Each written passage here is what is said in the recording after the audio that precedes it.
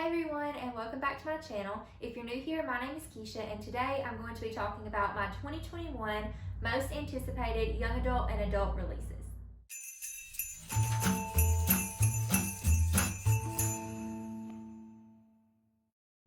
For those of you who also may be new here, this is Jovi. She is my miniature dachshund, and she is spoiled rotten, so 9 times out of 10 she will make an appearance in my videos, and if not, you will at least hear her in the background squeaking a ball or shaking or doing something to make noise. But she is my baby, and so she does get lots of notice here and on my bookstagram. So just wanted to introduce her. Now she's probably gonna lay down and go to sleep.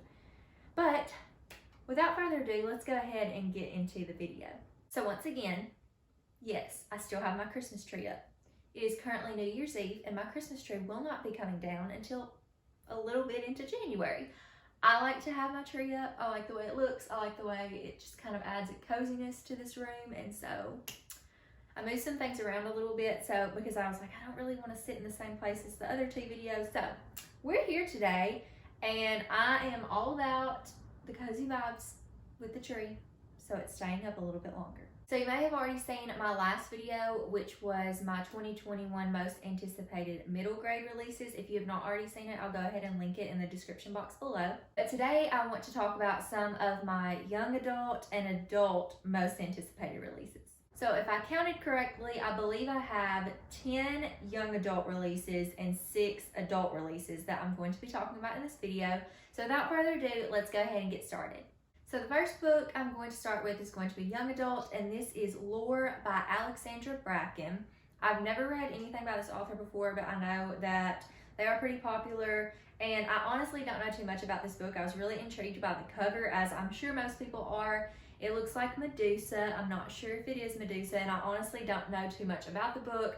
I had started to write down the Goodreads synopsis, and I intended on reading it, and then I left my laptop, and I'm not going to go get it. So we're just going to say it's a story about power, destiny, love, and redemption. From what I can tell, the gods have this arrangement where they come down and they present themselves as humans, or they are humans, and people get to, as an act of revenge for something the gods did, people get to go out and kill the gods. Like if they can, it's like a hunt for the gods to try to kill them off.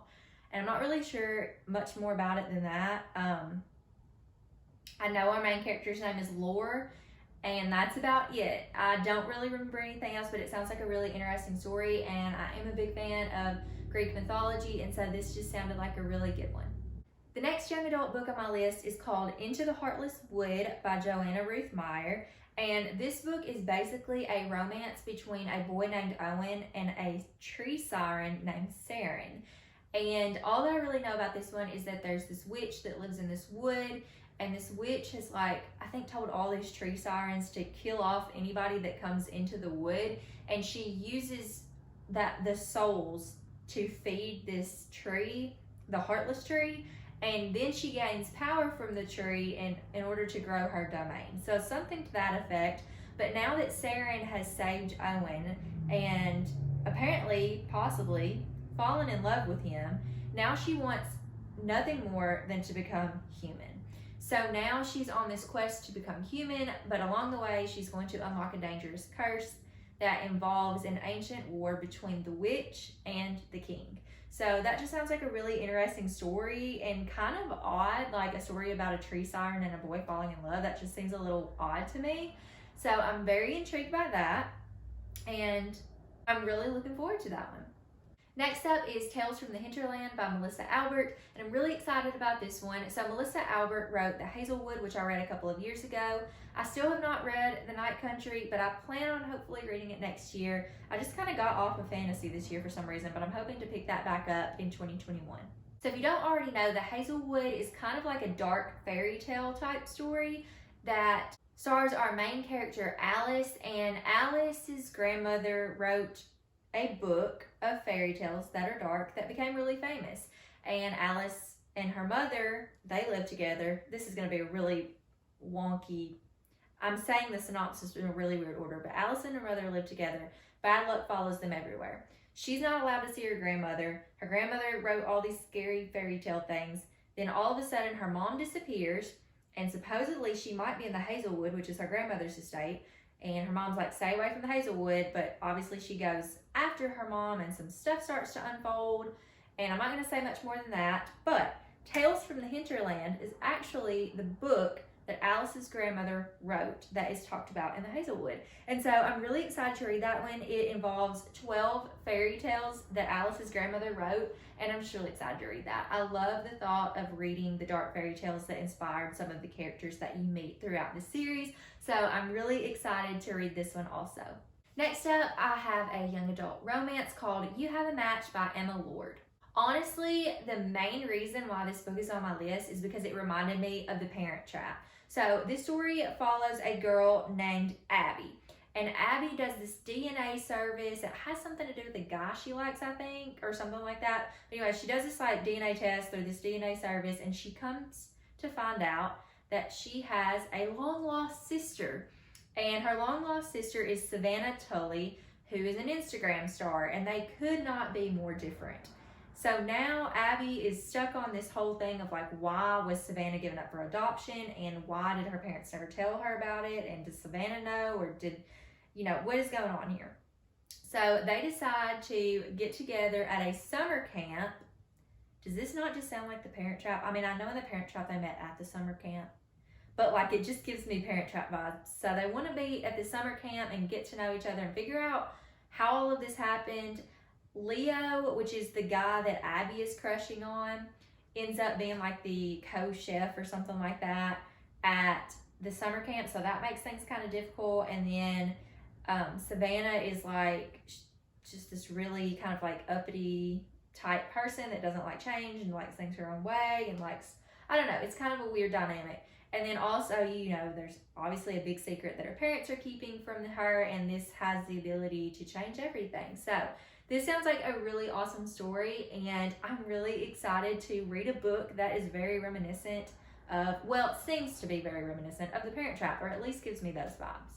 The next book is called Don't Tell a Soul by Kirsten Miller, and this book is said to be like a modern day retelling of Rebecca, and is also for fans of Truly Devious, which I haven't read yet, but it's on my list. So this story follows a girl whose name I don't know how to pronounce.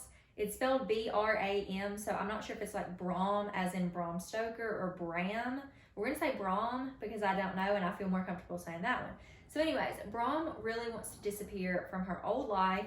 I don't think things have happened in her life that we're going to learn about throughout the story, and she's obviously trying to get away from that. So she goes to live with her grandpa, but her grandpa is kind of in disarray because his wife has recently died in a fire in their home, and he's remodeled it, but things still are kind of weird. They think that, I think her daughter or something like that was responsible for the fire, and so there's some weird stuff going on. And then there's also the matter of the dead girls, who are these girls that their lives were cut short in this house that her grandpa owns and she is now living in. And so it's also kind of said to say that these girls never left this house. So this might be a little bit of a ghost story. And then you also have the townspeople who don't like outsiders. They don't like that Bram is here, regardless of the fact that she's staying with her grandfather. And there's rumors being spread around, but then there's also secrets from the townspeople that you aren't getting in the rumors and that start to kind of unfold throughout the story. So this sounds like a really interesting story. It sounds really creepy, and honestly, the cover is what intrigued me off of this one because it just looks really creepy. And I don't know, like, it kind of scares me, but I'm like, it's fine. I've read some creepy books this year. I can handle it. So I'm really excited about this one too. The next book is Our Last Echoes by Kate Alice Marshall. Kate Alice Marshall is the author of Rules for Vanishing, which I have not read yet, but I got it for Christmas, so I'm hoping to read it soon. And this story follows Sophia, and Sophia has vivid memories of drowning, being saved by her mom, and then her mom disappearing. But that can't be true because Sophia's never been in an ocean and her mom died at a hospital. So something's not quite adding up here. Eventually, Sophia finds a series of clues that lead her to Bitter Rock, Alaska, where she ends up interning at a research center that her mom worked at before she died or disappeared. Comes to find out that there have been a lot of odd and unexplainable disappearances at Bitter Rock, and there may be someone else there that has a similar story to hers or has a similar disappearance with someone in their life that kind of goes in with their moms, and they could be connected. This is a story of found documents, written confessionals, and supernatural twists, which sounds really up my alley, and I'm really excited about it. I've been reading a lot more mysteries in the past year, or thrillers. Maybe not as many as I think I have, but I feel like I'm into that genre now, and so I'm really excited to check this book out. The next book is The Project by Courtney Summers. Courtney Summers is the author of the very well-loved and well-known book called Sadie, which I haven't read yet, but there's been like rave reviews about that book, so I'm eventually going to get to it, and I would also like to eventually get to The Project. Even though this is on my most anticipated books of the year list, I don't know if I'll get to it, and I feel like that about a lot of these. But we'll talk about that more at the end of this video. But The Project is about this girl named Lo, and Lo has a sister named Bee that is a part of the Unity Project. And the Unity Project is very well known and well loved by everybody in the area, but Lo thinks that there's something up with the Unity Project and that there's more to it than what's on the surface. And she ends up going and investigating once somebody comes to her, and I think she's part of like a radio show or something, and somebody comes and tells her that they think someone they know was murdered by the Unity Project. And so she obviously has some clues to go off of now, and so she goes to investigate and gets into a bit of a mess. I think the Unity Project ends up being some kind of a cult or having something to do with cult-like activities. So that sounds really interesting and really spooky and really weird, and that seems to be what I'm interested in lately, so I'm really excited to get to this one. Next up is another Greek mythology inspired story called Daughter of Sparta by Claire M. Andrews. This story is supposed to be a reinterpretation of the Greek myth of Daphne and Apollo, which I don't actually know a lot about, so I don't know if I'm going to read that or read about that beforehand. I probably will. I may just Google it after I film this because I'm really interested in that. But this book follows Daphne, and Daphne was trained to be a warrior, and she has spent her whole life training with hopes that she will be accepted by the people of ancient Sparta. However, she ends up having a run-in with Artemis. Artemis just so happens to hold her brother's fate in her hands. So there have been 9 items that have been stolen from Mount Olympus, and it's up to Daphne to retrieve these items, or the gods will lose their powers, the world will descend into chaos, and her brother's life will be forfeit. Guided by Apollo, which I believe is Artemis's brother, Sophia ends up going through these different tasks. She goes through the labyrinth of the Minotaur. She goes to solve the riddles of the Sphinx. She ends up coming in contact with Theseus and Hippolyta. I don't know how to say all these names. Hippolyta, something like that, in the Amazons. And so this sounds like it's going to be really interesting. Like I said, I don't know anything about Daphne and Apollo. I've not read the Greek myth before, even though Greek mythological things often intrigue me. Like the Percy Jackson series was incredible, and I feel like that's where I got my love of that from. But I'm really excited to figure out what this one's about. I love the fact that there's like a scavenger hunt for these 9 items, and there's these different trials.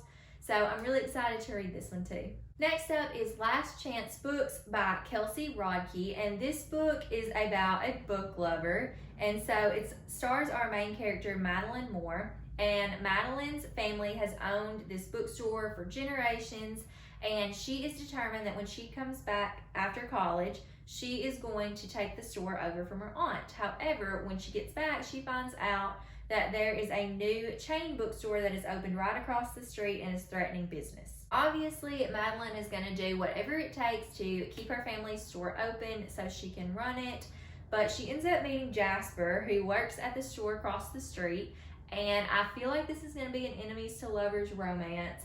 Jasper obviously is out to shut down the store because they're a chain bookstore and they want to, you know, keep that. It's kind of hard to have rivalry bookstores, especially right across the street. So he's got all these schemes going on, but I feel like there's going to be some kind of chemistry there. So I'm excited to figure out how all that's going to work out. The last young adult book that I have is actually a book that I'm not sure if it's young adult or adult, so I just kind of put it at the end and in the middle of both lists. Maybe you guys can help me out. Goodreads always says it's like both, but I'm not sure. I feel like it's more young adult, but it could be adult. I'm not really sure. If you know, let me know in the comments. But that book is Across the Green Grass Fields by Shauna McGuire. This is the next book in the Wayward Children series, which I fell in love with when I read in January this year. I started with the first book, obviously, and I believe this is like the 5th or 6th book. I can't remember, 5th or 6th. But if you don't know about the Wayward Children series, essentially it's about these kids who go through these different doors, kind of like Alice in Wonderland, Narnia, things like that. But these are much more dark places, and these are much more dark fairy tale-esque type places. So I love this series. It's kind of a weird thing where like these kids go in and they feel like they didn't belong anywhere in the real world, but they belong inside these doors and these places. Then they get thrown back into the real world for one reason or another, and they are determined to find their way back to their door. So obviously when somebody's been in a world for so long, it kind of messes with them in a sense of like they're wanting to go back, or they tell everybody in the real world about these doors, about these places they visited. So it would be reasonable to think that, oh, well, there may be something wrong with this child. Let me send them off to a rehabilitation facility, a mental institution. So the parents send their kids to this home for wayward children, which the parents think, like I said, is more like a rehab facility. But it's actually a home where the headmaster of this home has been through a door and is either trying to help the children re-find their doors or to help them adjust back into the real world afterwards, because some of them may not go back through their doors. I absolutely love the series. I cannot recommend it enough. It's super weird, and I know it's not for everybody, but they're really short novellas and they're really, really good. So this next book is going to involve the Hooflands and centaurs, kelpies and unicorns and all these different equestrian type animals. And so this story follows Reagan, and Reagan ends up in the Hooflands. And the Hooflands is this place where anybody that's human that arrives there, the people there, they expect them to be heroes. And some things go awry. I'm pretty sure there's going to be some conflict, because what's a book without conflict? But I'm really excited to read this one. I have not been disappointed in this series so far, so I'm really excited to read the next installment. So next up, we're going to go ahead and get into some adult novels that I'm really looking forward to. And the first one is A History of Wild Places by Shea Ernshaw. This is supposed to be Shea Ernshaw's debut into adult fiction. The past couple books she's written have been young adult, and I actually thought this one was young adult until I looked it up on Goodreads, and I found out that it was adult. There's no cover and there's no release date for this book, so I really hope it still comes out this year. It just may be a later release. But the only thing that Goodreads says about the book is that it follows 3 residents of a reclusive, seemingly peaceful commune as they investigate the disappearances of 2 outsiders, a mysterious children's book author and the man hired to find her. So that sounds really good to me. I could care less, honestly, what the book's about. Just because it has Shea Ernshaw's name on it means I want to read it. I really love The Wicked Deep. I read The Wicked Deep in January, and I plan on reading Winterwood soon. Hopefully in January. It's on my list, so hopefully I'll get to it. But I really enjoyed The Wicked Deep, and I am pretty keen on picking up anything by Shea Ernshaw at this point. The next book on my list is The Push by Ashley Audrain, and this is supposed to be a psychological thriller, and it follows a woman named Blythe. I don't know how to say her name. Blythe is what I'm going to say. If you know how to pronounce this name, let me know, because I have no idea. Anyways, Blythe has a daughter named Violet, and all Blythe has ever wanted was to be a mother to Violet like she never had. And so she's set on being a good mother and making this really great connection with her daughter, but she feels like there's something wrong or off about Violet. So she starts to tell her husband these things, and her husband Fox just tells her, you're overreacting, you're imagining things, nothing's wrong with Violet. So at some point, after her husband dismisses her fears for so long, Blythe starts to question her own sanity, and we as the reader start to question what she's telling us about her life. But then her son, Sam, is born, and she has a connection with Sam like she's always wanted with Violet, and Violet even seems to love Sam. So it seems like everything's perfect. However, things start to happen, and we might start to wonder if Blythe wasn't right about Violet from the beginning. This book sounds really good, and I'm really excited about it. And I mean, obviously there's a lot more mysteries on my list this year. I feel like last year it was a lot of fantasies. This year it's a lot of like thrillers, because I need more thrillers in my life. So I'm really excited about this one. It sounds super interesting, and I can't wait for it to come out. Next up is Every Last Fear by Alex Finlay, and this is another psychological thriller about a family who is made famous by a true crime documentary, and this family ends up being murdered, and their only surviving son, or one of their only surviving sons, Matt, is left to uncover what happened to them in their final hours. So Matt also has an older brother named Danny, and Danny is currently serving a life sentence in prison for supposedly murdering his teenage girlfriend, Charlotte. The documentary that this family was famous for was a documentary that tried to prove that Danny was wrongfully convicted of this crime. However, Matt knows a secret about his brother that he hasn't told anyone, and the secret seems to make him think that Danny may have actually killed his girlfriend. Now Matt has gone back home and he's in Mexico and he's finding out about all these different deaths that are occurring that may be connected to Danny's case. So he's trying to figure out what's going on here. He's trying to figure out what happened to his family, and this story just sounds really good. It sounds like a good mystery. I'm saying the same thing about all these, but you guys know if they're on this list, I'm really excited about them, and I'm equally as excited about this one. Next book is Black Tabs by V.E. Schwab. This book has no cover, no release date, and basically no synopsis, except that it's about a female assassin in futuristic New York. But it's by V.E. Schwab, and that's all I need to know, because she's a great author. The next book on my list is The Road Trip by Beth O'Leary.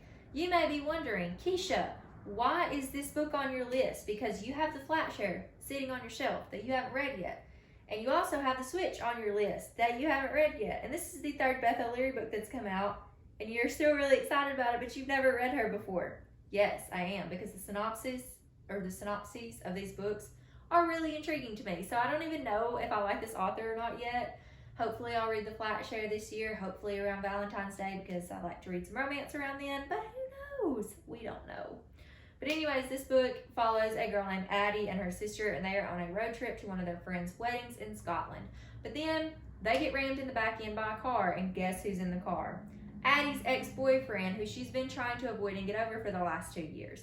But now their car is totaled, the ex-boyfriend's car anyway, and he and the dude that was with him have to get in the car with Addie and her sister in, because they're all going to the same wedding.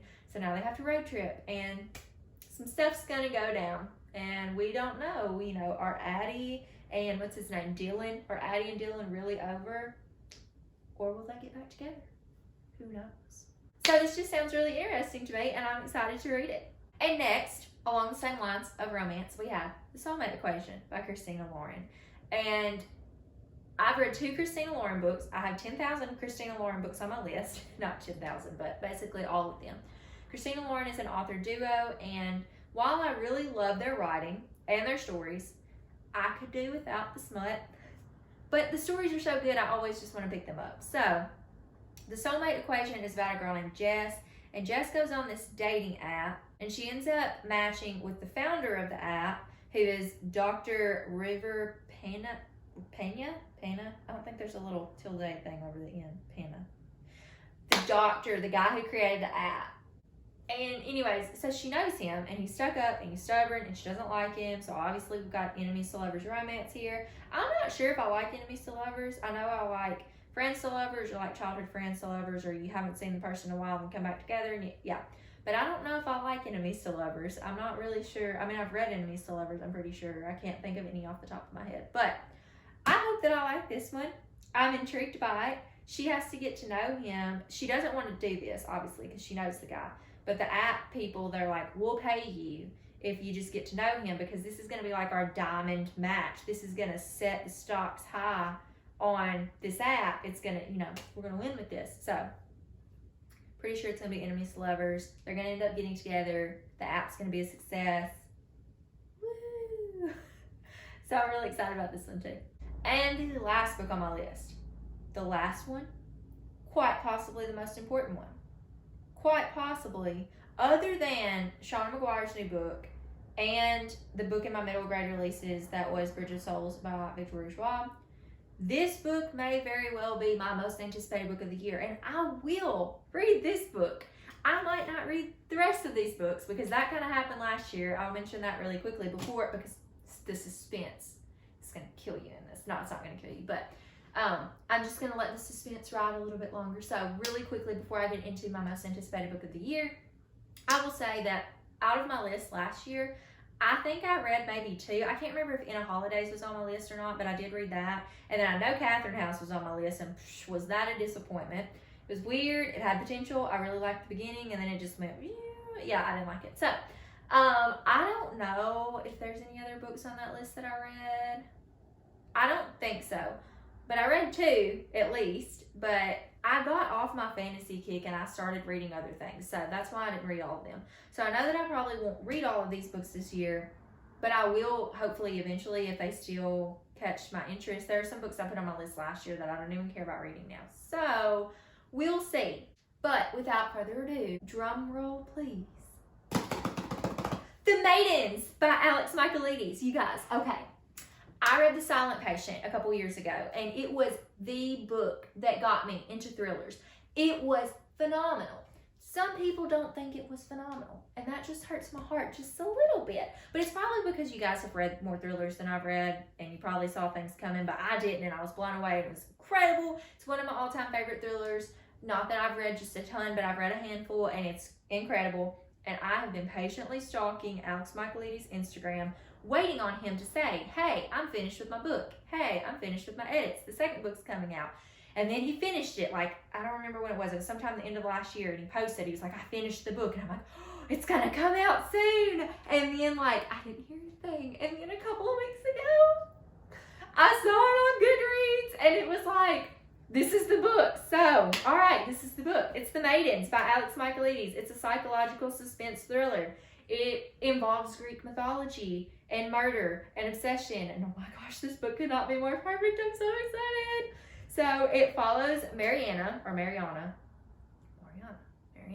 Me and these names today are just not getting along. I don't know how to pronounce these. Mariana. I think I'm gonna say Mariana, just because that's what I feel like saying. Who knows what her name is. She's a group therapist, and she thinks that Professor Edward Fosca is a murderer.